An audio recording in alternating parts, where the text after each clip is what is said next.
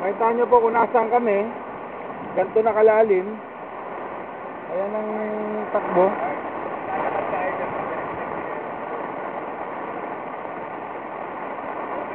So, Tito Bob. This is now the port of Aquinto, the second, the port to Aquinto and Ibanez. The liner is on my left. There are no roads anymore, just waterway. Oh, beating that guy. He's gonna lose that car again also. Yung cameraman po namin nanginginig na sa lamig. Oh, that's a little Baguio coming from the creek because behind it buildings and houses is the creek. I don't know if we can see the bridge crossing into Xavier, but we have to pass another way, not through here.